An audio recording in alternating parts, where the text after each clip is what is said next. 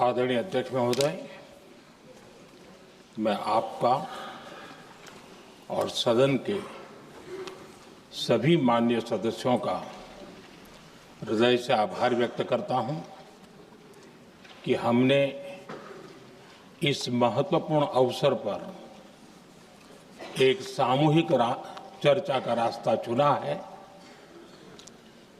जिस मंत्र ने, जिस जयघोष ने देश की आजादी के आंदोलन को ऊर्जा दी थी, प्रेरणा दी थी, त्याग और तपस्या का मार्ग दिखाया था, उस वंदे मातरम का पुण्य स्मरण करना इस सदन में हम सबका ये बहुत बड़ा सौभाग्य है। और हमारे लिए गर्व की बात है कि वंदे मातरम के 150 वर्ष निमित्त इस ऐतिहासिक अवसर के हम साक्षी बन रहे हैं।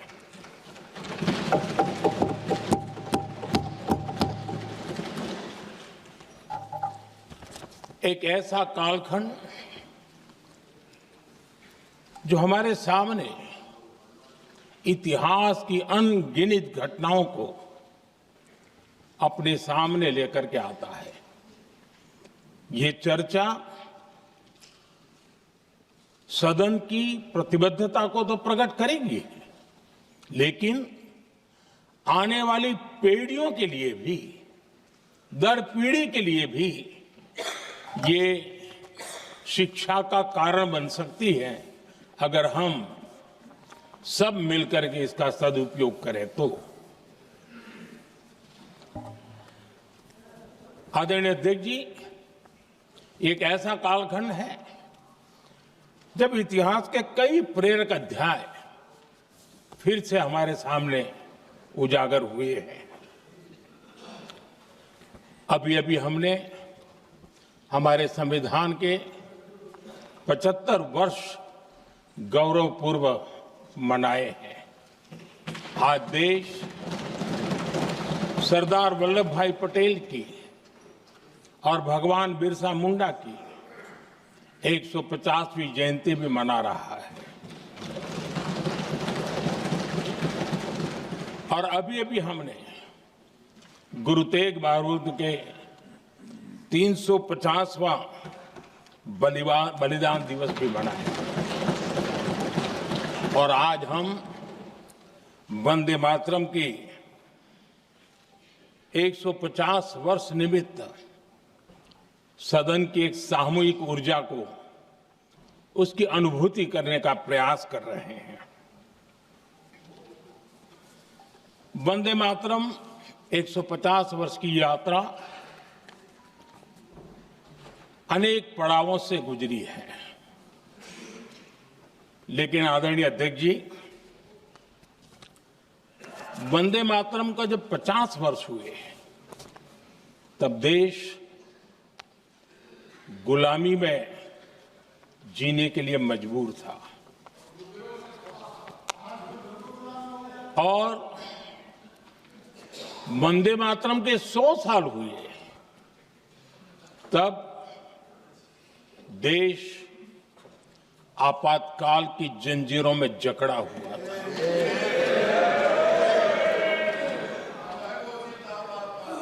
जब वंदे मातरम 100 साल के अत्यंत उत्तम पर्व था, तब भारत के संविधान का गला घोंट दिया गया था। जब वंदे मातरम 100 साल का हुआ, तब देशभक्ति के लिए जीने मरने वाले लोगों को जेल के सलाखों के पीछे बंद कर दिया गया था। जिस वंदे मातरम के गीत ने देश को आजादी की ऊर्जा दी थी, उसके जब 100 साल हुए तो दुर्भाग्य से एक काला कालखंड हमारे इतिहास में उजागर हो गया। हम लोकतंत्र के गिरोह में थे,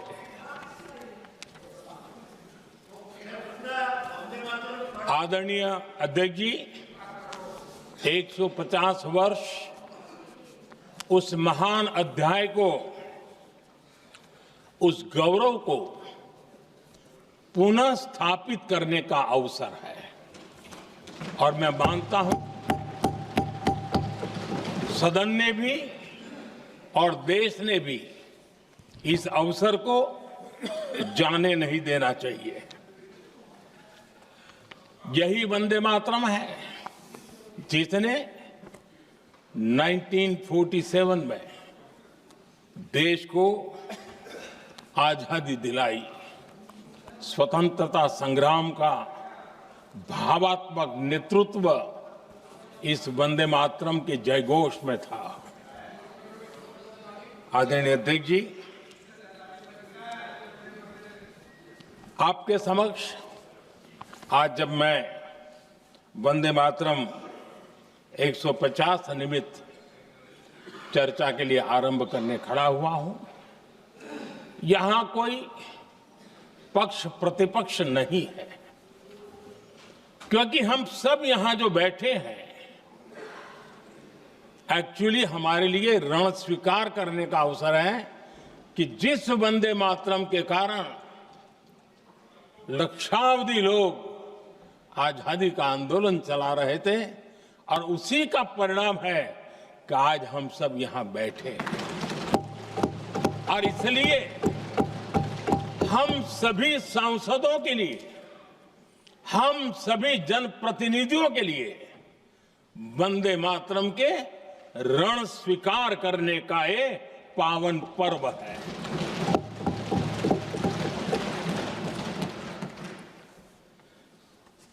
और इससे हम प्रेरणा लेकर के वंदे मातरम की जिस भावना ने देश की आजादी का जंग लड़ा,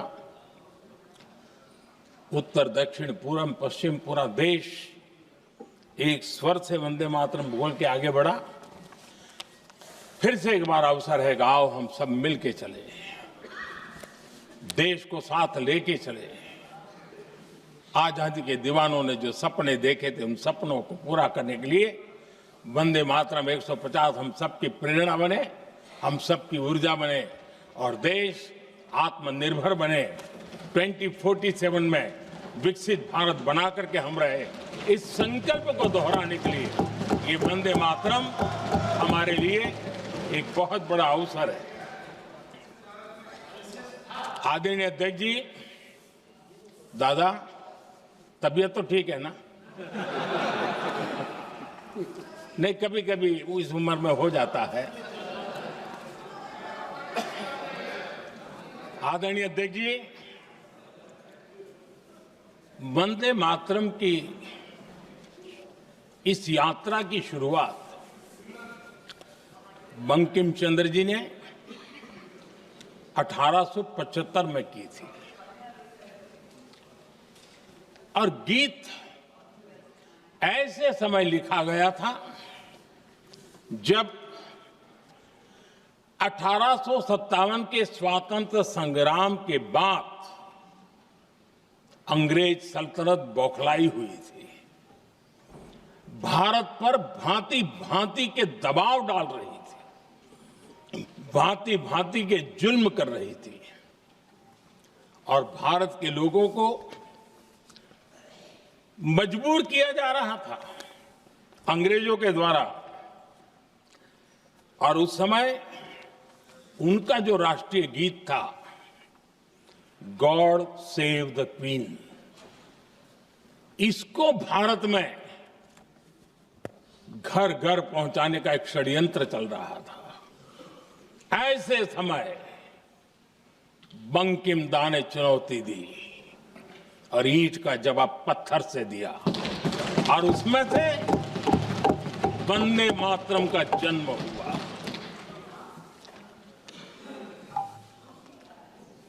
इसके कुछ वर्ष बाद 1882 में जब उन्होंने आनंद मठ लिखा तो इस गीत का उसमें समावेश किया गया। आदरणीय अध्यक्ष जी, वंदे मातरम ने उस विचार को पुनर्जीवित किया था जो हजारों वर्ष से भारत की रग रग में रचा बसा था। उसी भाव को, उसी संस्कारों को, उसी संस्कृति को, उसी परंपरा को उन्होंने बहुत ही उत्तम शब्दों में, उत्तम भाव के साथ वंदे मातरम के रूप में हम सबको बहुत बड़ी सौगात दी थी। वंदे मातरम ये सिर्फ केवल राजनीतिक आजादी की लड़ाई का मंत्र नहीं था।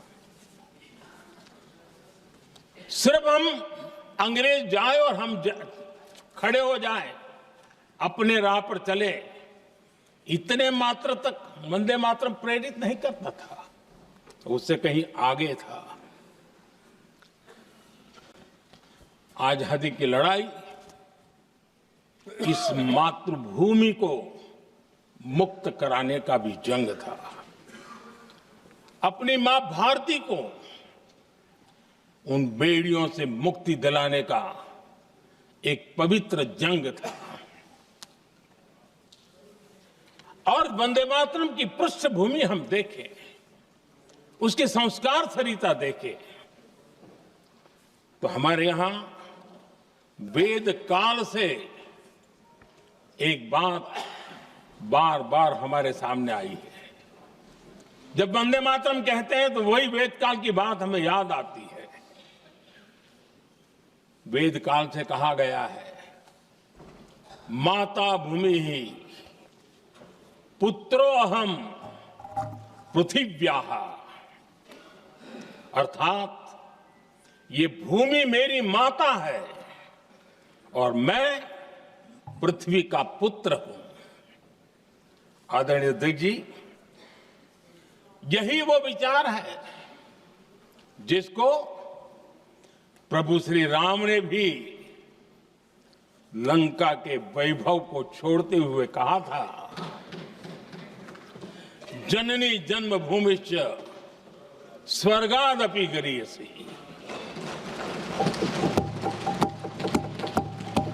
वंदे मातरम यही महान सांस्कृतिक परंपरा का एक आधुनिक अवतार है।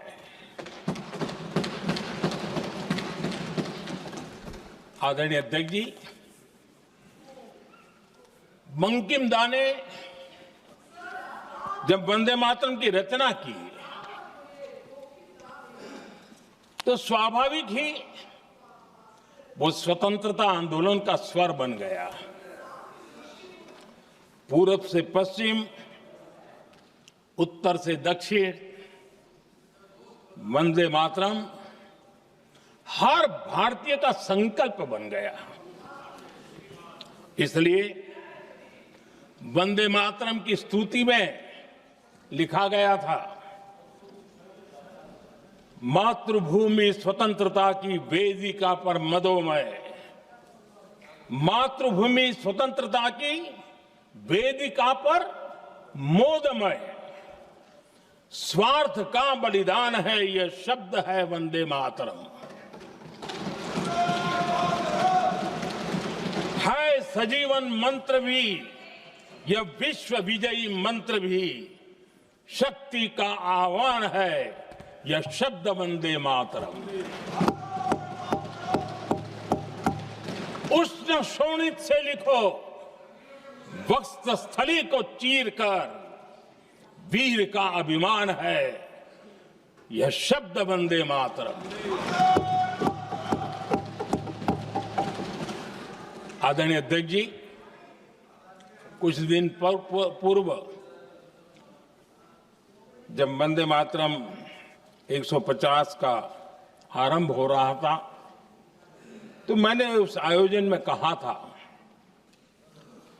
वंदे मातरम हजारों वर्ष की सांस्कृतिक ऊर्जा भी थी, उसमें आजादी का जज्बा भी था और आजाद भारत का विजन भी था।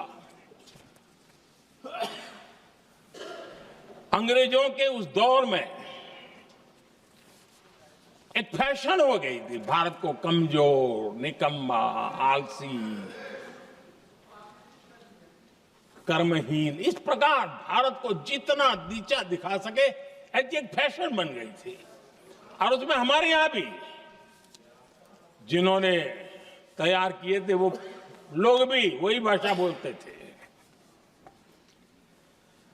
तब बंकिम दा ने उस हीन भावना को भी झकझोरने के लिए और सामर्थ्य का परिचय कराने के लिए वंदे मातरम के भारत के सामर्थ्यशाली स्वरूप को प्रकट करते हुए आपने लिखा था, तम ही दुर्गा दश प्रहरण धारिणी, कमला कमल दल विहारिणी, वाणी विद्या दायिनी, नमामि त्वाम नमामि कमलाम, अमलाम अतुलाम, सुजलाम सुफलाम, मातरम वंदे मातरम। अर्थात भारत माता ज्ञान और समृद्धि की देवी भी है और दुश्मनों के सामने अस्त्र शस्त्र धारण करने वाली चंडी भी है। अध्यक्ष जी, ये शब्द, ये भाव, ये प्रेरणा गुलामी की हताशा में हम भारतीयों को हौसला देने वाले थे। इन वाक्यों ने तब करोड़ों देशवासियों को यह एहसास कराया कि लड़ाई किसी जमीन के टुकड़े के लिए नहीं है।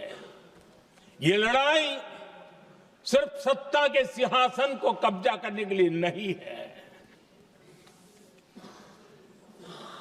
ये गुलामी की बेड़ियों को मुक्त कर हजारों साल की महान जो परंपराएं थी, महान संस्कृति, जो गौरवपूर्ण इतिहास था, उसको फिर से पुनर्जन्म कराने का संकल्प इसमें था।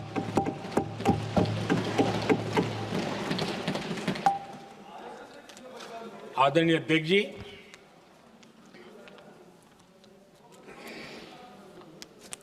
वंदे मातरम,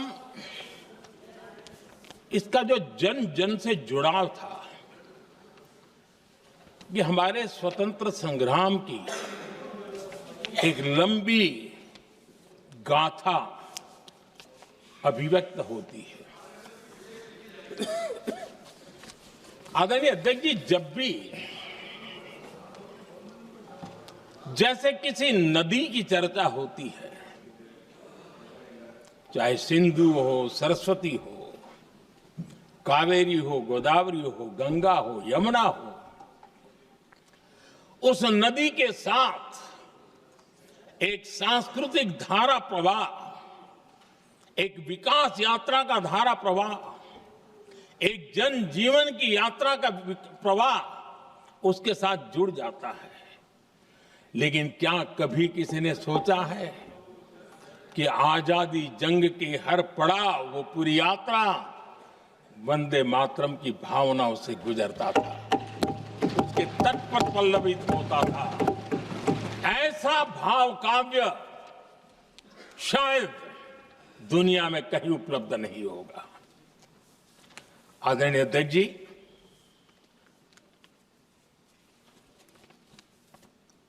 अंग्रेज समझ चुके थे कि 1857 के बाद लंबे समय तक भारत में टिकना उनके लिए मुश्किल लग रहा था। और जिस प्रकार से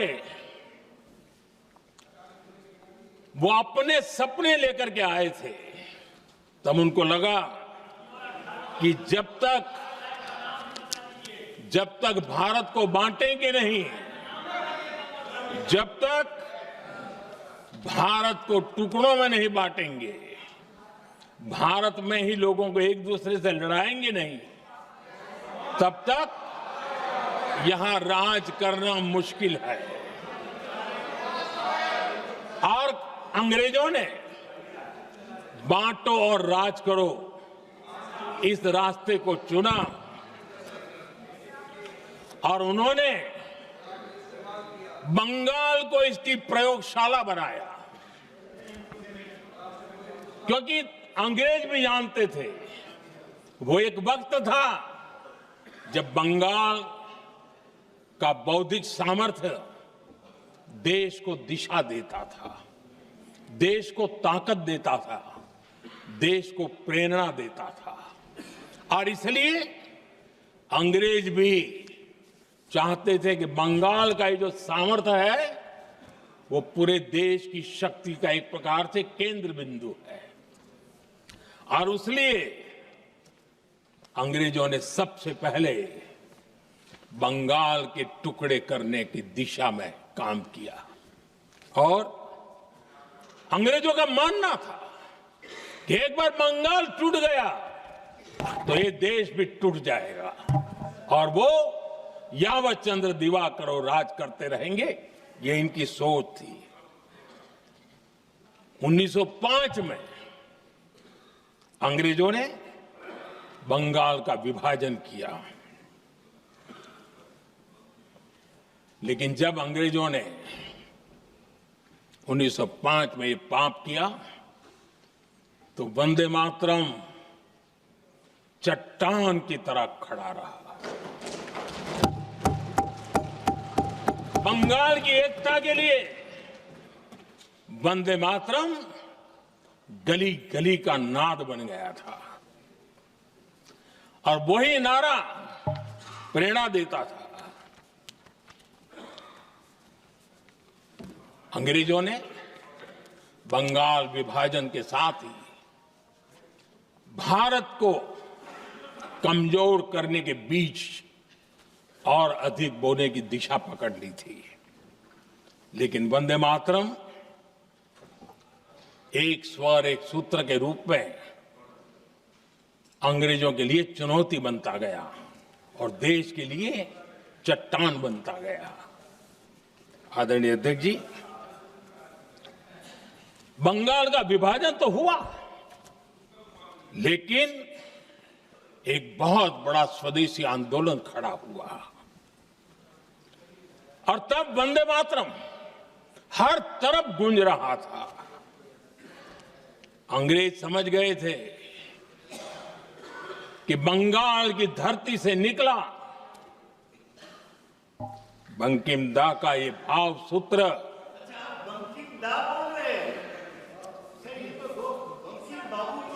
बंकिम बाबू बोले। अच्छा, thank you thank you thank you thank you thank you, आपकी भावनाओं के लिए मैं आदर करता हूं। बंकिम बाबू ने थैंक यू दादा, थैंक यू। हाँ, आपको तो दादा कह सकता हूं ना, वरना उसमें भी आपको इतराज हो जाएगा। बंकिम बाबू ने ये जो भाव विश्व तैयार किया था, उनके भाव गीत के द्वारा उन्होंने अंग्रेजों को हिला दिया और अंग्रेजों ने देखिए कितनी कमजोरी होगी और इस गीत की ताकत कितनी होगी। अंग्रेजों ने उसको कानूनी रूप से प्रतिबंध लगाने के लिए मजबूर होना पड़ा था। गाने पर सजा, छापने पर सजा, इतना ही नहीं वंदे मातरम शब्द बोलने पर भी सजा। इतने कठोर कानून लागू कर दिए गए थे। हमारे देश की आजादी के आंदोलन में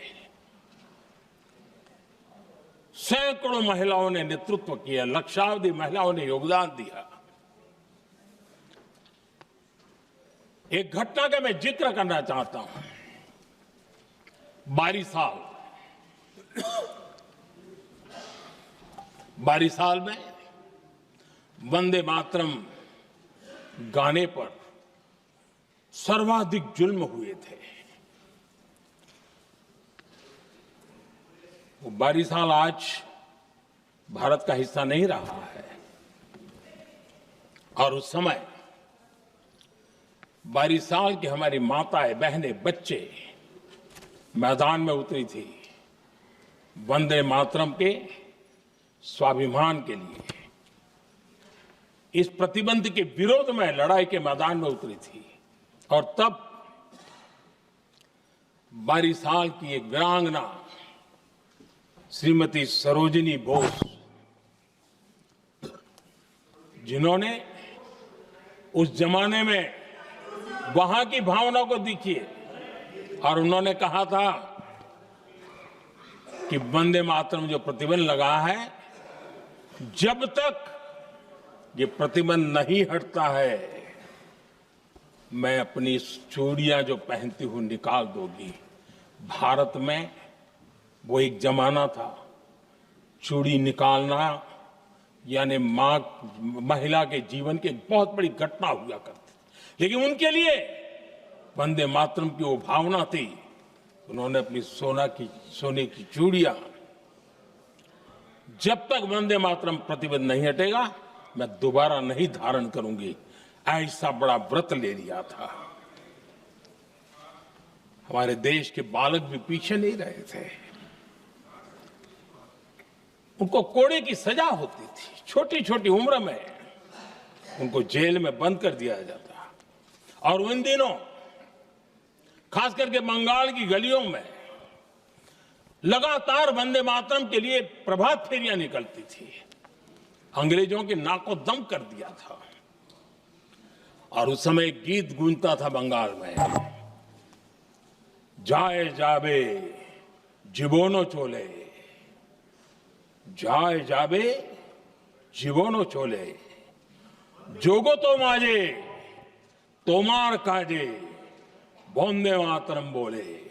अर्थात हे मां, संसार में तुम्हारा काम करते और वंदे मातरम कहते जीवन भी चला जाए तो वो जीवन भी धन्य है।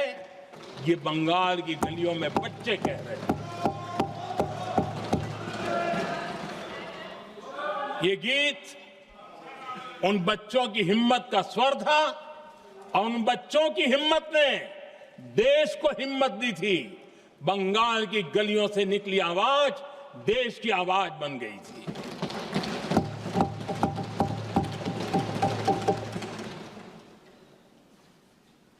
उन्नीस 1905 में फरीदपुर के गांव में बहुत छोटी छोटी उम्र के बच्चे जब वंदे मातरम के नारे लगा रहे थे, अंग्रेजों ने बेरहमी से उन पर कोड़े मारे थे। यानी एक प्रकार से जीवन और मृत्यु के बीच लड़ाई लड़ने के लिए मजबूर कर दिया था। इतना अत्याचार हुआ था। 1906 में नागपुर में नील सिटी हाई स्कूल के उन बच्चों पर भी अंग्रेजों ने ऐसे ही जुल्म किए थे। गुनाह यही था कि वो एक स्वर से वंदे मातरम बोल करके खड़े हो गए थे। उन्हें वंदे मातरम के लिए मंत्र का महात्म्य अपनी ताकत से सिद्ध करने का प्रयास किया था। हमारे जांबाज सपूत बिना किसी डर के फांसी के तख्त पर चढ़ते थे और आखिरी सांस तक वंदे मातरम, वंदे मातरम, वंदे मातरम, यही उनका भाव घोष रहता था। खुदीराम बोस, मदनलाल ढींगरा, राम प्रसाद बिस्मल, अशफाकुल्ला खान, रोशन सिंह, राजेंद्र नाथ लाहिड़ी, रामकृष्ण विश्वास, अनगिनत जिन्होंने वंदे मातरम कहते कहते फांसी के फंदे को अपने गले पर लगाया था। लेकिन देखिए, ये अलग अलग जेलों में होता था, अलग अलग इलाकों में होता था। प्रक्रिया करने वाले चेहरे अलग थे, लोग अलग थे, जिन पर जुल्म हो रहा था उनकी भाषा भी अलग थी, लेकिन एक भारत श्रेष्ठ भारत, इन सब का मंत्र एक ही था, वंदे मातरम।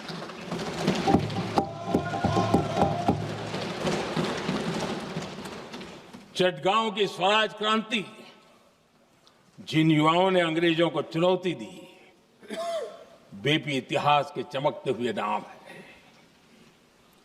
हरगोपाल बाग, पुलिन विकास घोष, त्रिपुर सेन, इन सब ने देश के लिए अपना बलिदान दिया।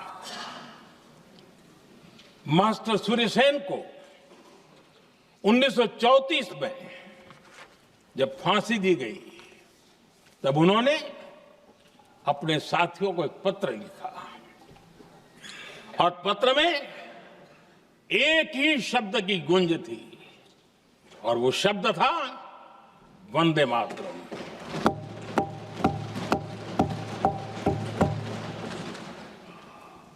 आदरणीय अध्यक्ष जी, हम देशवासियों को गर्व होना चाहिए। दुनिया के इतिहास में कहीं पर भी ऐसा कोई काव्य नहीं हो सकता, ऐसा कोई भावगीत नहीं हो सकता जो सदियों तक एक लक्ष्य के लिए कोटि कोटि जनों को प्रेरित करता हो और जीवन आहूत करने के लिए निकल पड़ते हो। दुनिया में ऐसा कोई भावगीत नहीं हो सकता जो वंदे मातरम। पूरे विश्व को पता होना चाहिए कि गुलामी के कालखंड में भी ऐसे लोग हमारे यहां पैदा होते थे जो इस प्रकार के भावगीत की रचना कर सकते थे। ये विश्व के लिए अजूबा है, हमें गर्व से कहना चाहिए, तब दुनिया भी मानना शुरू करेगी।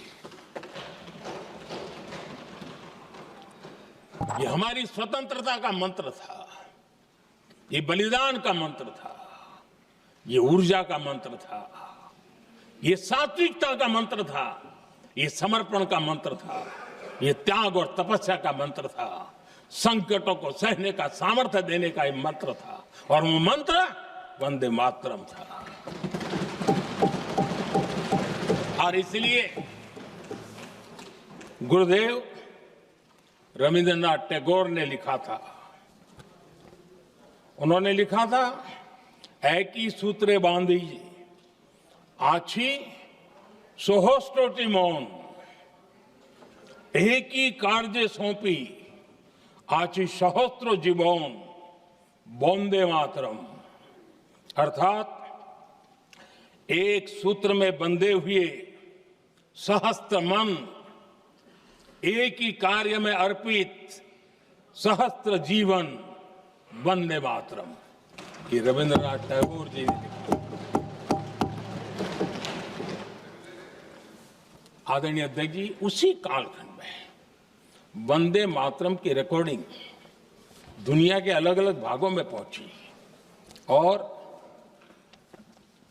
लंदन में जो क्रांतिकारियों की एक प्रकार से तीर्थ भूमि बन गया था, वो लंदन का इंडिया हाउस, वीर सावरकर जी ने वहां वंदे मातरम गीत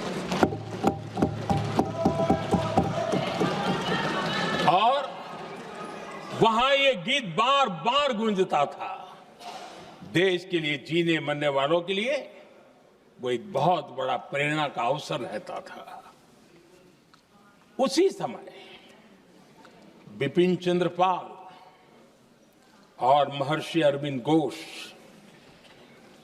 उन्होंने अखबार निकाले, उस अखबार का नाम भी उन्होंने वंदे मातरम रखा।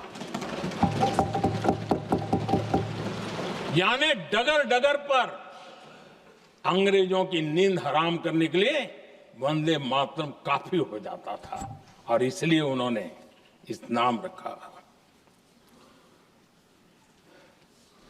अंग्रेजों ने अखबारों पर रोक लगा दी तो मैडम भिकाजी कामा ने पेरिस में एक अखबार निकाला और उसका नाम उन्होंने वंदे मातरम रखा। आदरणीय अध्यक्ष जी, वंदे मातरम ने भारत को स्वावलंबन का रास्ता भी दिखाया। उस समय माचिस की डिबिया, मैच बॉक्स, वहां से लेकर के बड़े बड़े शिप, उस पर भी वंदे मातरम लिखने की परंपरा बनी और बाहरी कंपनियों को चुनौती देने का एक माध्यम बन गया, स्वदेशी का एक मंत्र बन गया। आजादी का मंत्र स्वदेशी के मंत्र की तरफ विस्तार होता गया। आदरणीय अध्यक्ष जी, मैं एक और घटना का जिक्र भी करना चाहता हूं। 1907 में जब वीओ चिदम्बरम पिल्लाई उन्होंने स्वदेशी कंपनी का जहाज बना तो उस पर भी लिखा था वंदे मातरम।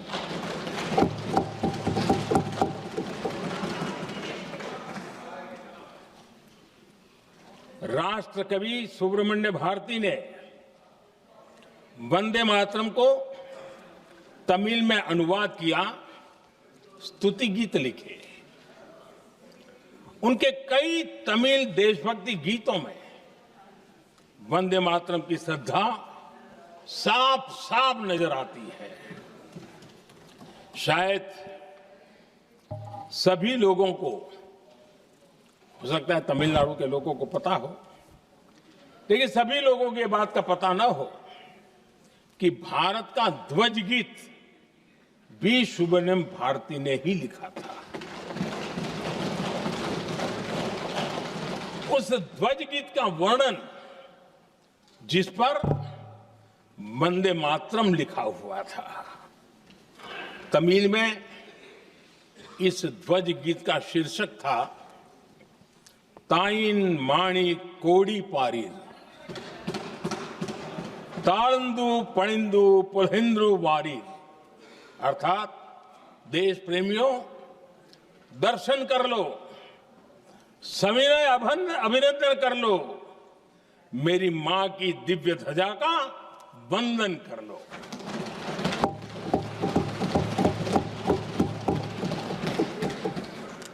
आदरणीय अध्यक्ष महोदय, मैं आज इस सदन में वंदे मातरम पर महात्मा गांधी की भावनाएं क्या थी वो भी रखना चाहता हूं। दक्षिण अफ्रीका से प्रकाशित एक साप्ताहिक पत्रिका निकलती थी, इंडियन ओपिनियन, और इस इंडियन ओपिनियन में महात्मा गांधी ने 2 दिसंबर 1905 जो लिखा था उसको मैं कोट कर रहा हूं। उन्होंने लिखा था, महात्मा गांधी ने लिखा था, गीत वंदे मातरम जिसे बंकिम चंद्र ने रचा है, पूरे बंगाल में अत्यंत लोकप्रिय हो गया है। स्वदेशी आंदोलन के दौरान बंगाल में विशाल सभाएं हुई जहां लाखों लोग इकट्ठा हुए और बंकिम का यह गीत गाया। गांधी जी आगे लिखते हैं, ये बहुत महत्वपूर्ण है। वो लिखते हैं, ये 1905 की बात है। उन्होंने लिखा, यह गीत इतना लोकप्रिय हो गया है जैसे ये हमारा नेशनल एंथम बन गया है।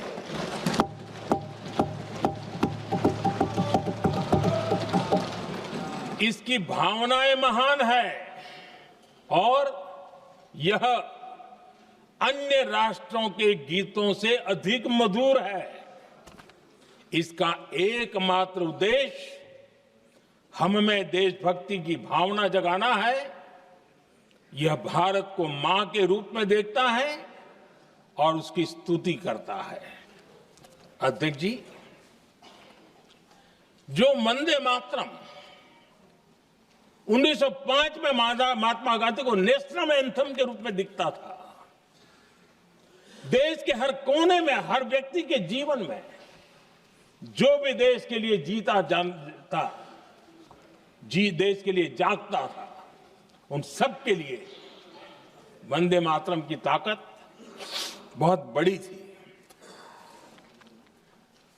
वंदे मातरम इतना महान था, जिसकी भावना इतनी महान थी,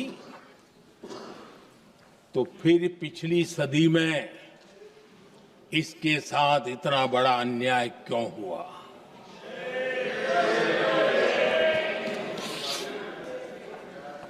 वंदे मातरम के साथ विश्वासघात क्यों हुआ?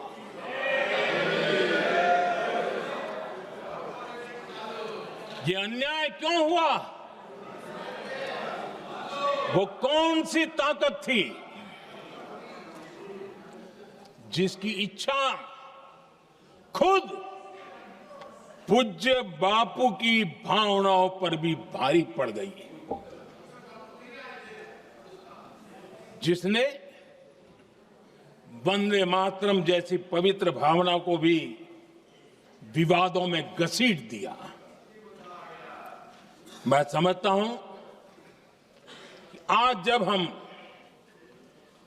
वंदे मातरम के 150 वर्ष का पर्व मना रहे हैं, चर्चा कर रहे हैं, तो हमें उन परिस्थितियों को भी हमारी नई पीढ़ियों को जरूर बताना हमारा दायित्व है,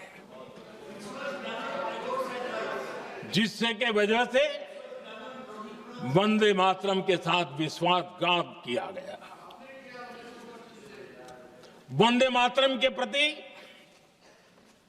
मुस्लिम लीग की विरोध की राजनीति तेज होती जा रही थी। मोहम्मद अली जिन्ना ने लखनऊ से 15 अक्टूबर 1937 को वंदे मातरम के विरुद्ध का नारा बुलंद किया।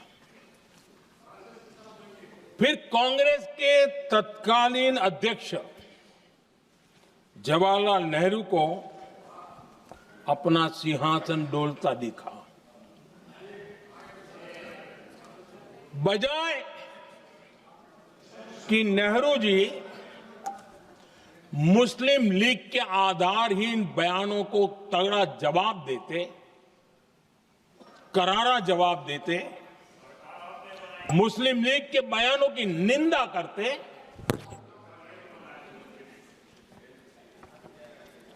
और वंदे मातरम के प्रति खुद की भी और कांग्रेस पार्टी की भी निष्ठा को प्रकट करते, लेकिन उल्टा हुआ। वो ऐसा क्यों कर रहे, वो तो पूछा ही नहीं, न जाना, लेकिन उन्होंने वंदे मातरम की ही पड़ताल शुरू कर दी। जिन्ना के विरोध के 5 दिन बाद ही 20 अक्टूबर को नेहरू जी ने नेताजी सुभाष बाबू को चिट्ठी लिखी। उस चिट्ठी में जिन्ना की भावना से नेहरू जी अपनी सहमति जताते हुए कि वंदे मातरम की, ये जो उन्होंने सुभाष बाबू को लिखा है, वंदे मातरम की आनंद मठ वाली पृष्ठभूमि मुसलमानों को इरिटेट कर सकती है। मैं नेहरू जी का कोट पढ़ता हूं। नेहरू जी कहते हैं, मैंने वंदे मातरम गीत का बैकग्राउंड पढ़ा है। नेहरू जी फिर लिखते हैं, मुझे लगता है कि ये जो बैकग्राउंड है, इससे मुस्लिम भड़केंगे। साथियों, इसके बाद कांग्रेस की तरफ से बयान आया कि 26 अक्टूबर से कांग्रेस कार्य समिति की एक बैठक कोलकाता में होगी, जिसमें वंदे मातरम के उपयोग की समीक्षा की जाएगी। बंकिम बाबू का बंगाल, बंकिम बाबू का कोलकाता, और उसको चुना गया और वहां पर समीक्षा करना तय किया। पूरा देश हतप्रभ था, पूरा देश हैरान था। पूरे देश में देशभक्तों ने इस प्रस्ताव के विरोध में देश के कोने कोने में प्रभात फेरियां निकाली, वंदे मातरम गीत गाया। लेकिन देश का दुर्भाग्य कि 26 अक्टूबर को कांग्रेस ने वंदे मातरम पर समझौता कर लिया।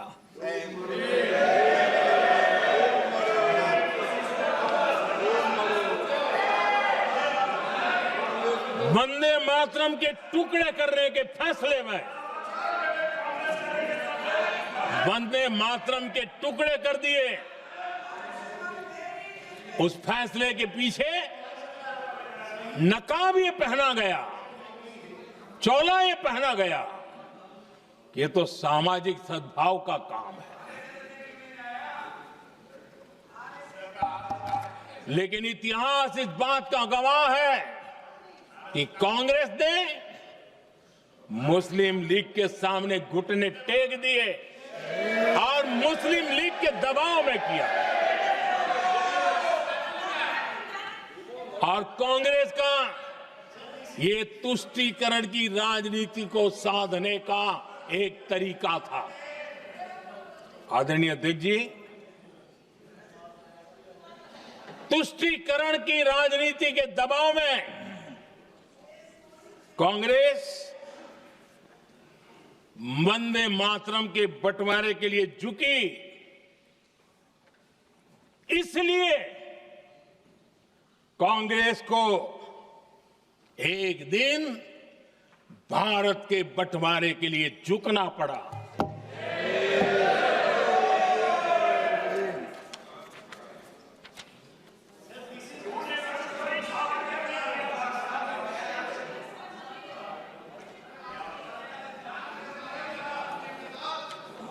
मुझे लगता है कांग्रेस ने आउटसोर्स कर दिया है।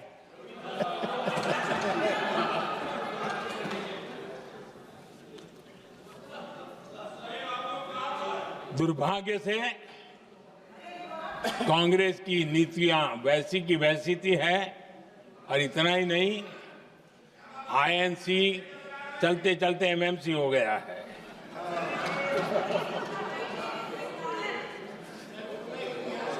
आज भी कांग्रेस और उसके साथी और जिन जिन के नाम साथ कांग्रेस जुड़ा हुआ है, सब वंदे मातरम पर विवाद खड़ा करने की कोशिश करते हैं। आदरणीय अध्यक्ष महोदय, किसी भी राष्ट्र का चरित्र, उसकी जीवटता, उसके अच्छे कालखंड से ज्यादा जब चुनौतियों का कालखंड होता है, जब संकटों का कालखंड होता है, तब प्रकट होती है, उजागर होती है और सच्चे अर्थ में कसौटी से कसी जाती है। जब कसौटी का काल आता है, तब ही ये सिद्ध होता है कि हम कितने दृढ़ हैं, कितने सशक्त हैं, कितने सामर्थ्यवान हैं। 1947 में देश आजाद होने के बाद देश की चुनौतियां बदली, देश की प्राथमिकताएं बदली, लेकिन देश का चरित्र, देश की जीवटता वही रही, वही प्रेरणा मिलती रही। भारत पर जब जब संकट आए, देश हर बार वंदे मातरम की भावना के साथ आगे बढ़ा।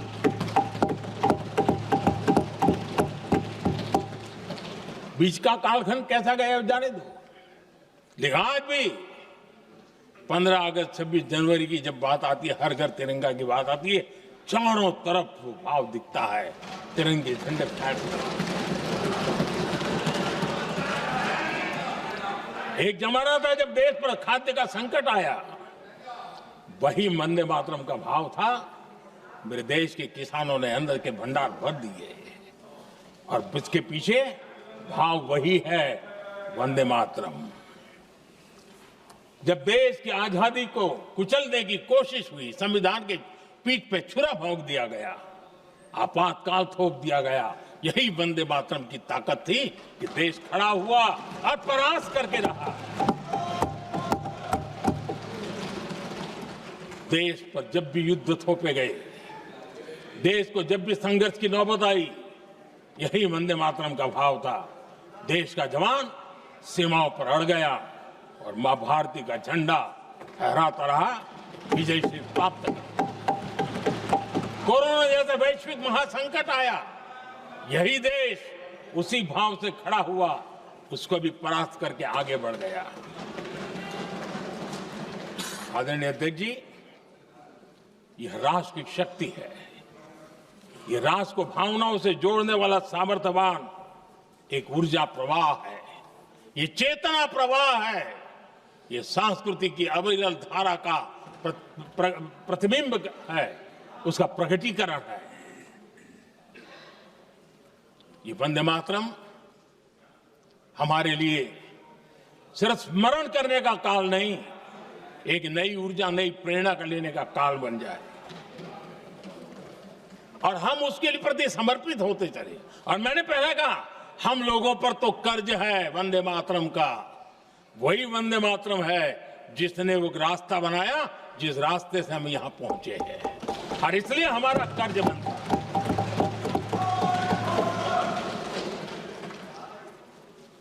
भारत हर चुनौतियों को पार करने में सामर्थ है। वंदे मातरम के भाव की वो ताकत है। वंदे मातरम ये सिर्फ गीत या भावगीत नहीं, ये हमारे लिए प्रेरणा है। राष्ट्र के प्रति कर्तव्यों के लिए हमें झकझोरने वाला काम है और इसलिए हमें निरंतर इसको करते रहना होगा। हम आत्मनिर्भर भारत का सपना लेकर के चल रहे हैं, इसको पूरा कर रहा है। वंदे मातरम हमारी प्रेरणा है। हम स्वदेशी आंदोलन को ताकत देना चाहते हैं। समय बदला होगा, रूप बदले होंगे, लेकिन पूज्य गांधी ने जो भाव व्यक्त किया था, उस भाव की ताकत आज भी मौजूद है और वंदे मातरम हमें जोड़ता है। देश के महापुरुषों का सपना था स्वतंत्र भारत का। देश की आज की पीढ़ी का सपना है समृद्ध भारत का। आजाद भारत का सपने को सिंचा था वंदे भारत की भावना है, वंदे मातरम की भावना ने। समृद्ध भारत के सपने को सिंचेगा वंदे मातरम की भावना। उसी भावना को लेकर के हमें आगे चलना है और हमें आत्मनिर्भर भारत बनाना। 2047 में देश विकसित भारत बन के रहे। अगर आजादी के 50 साल पहले कोई आजाद भारत का सपना देख सकता था, तो 25 साल पहले हम भी तो समृद्ध भारत का सपना देख सकते हैं, विकसित भारत का सपना देख सकते हैं और इस सपने के लिए अपने आप को खपा भी सकते हैं। इसी मंत्र, इसी संकल्प के साथ वंदे मातरम हमें प्रेरणा देता रहे। वंदे मातरम का हम ऋण स्वीकार करें, वंदे मातरम की भावना को लेकर के चले, देशवासियों को साथ लेकर के चले, हम सब मिलकर के चले, इस सपने को पूरा करें। इसी एक भाव के साथ ये चर्चा का आज आरंभ हो रहा है। मुझे पूरा विश्वास है कि दोनों सदनों में देश के अंदर वो भाव भरने वाला कारण बनेगा, देश को प्रेरित करने वाला कारण बनेगा, देश की नई पीढ़ी को ऊर्जा देने का कारण बनेगा। इन्हीं शब्दों के साथ आपने मुझे अवसर दिया, मैं आपका बहुत बहुत आभार व्यक्त करता हूं। बहुत बहुत धन्यवाद। वंदे मातरम, वंदे मातरम।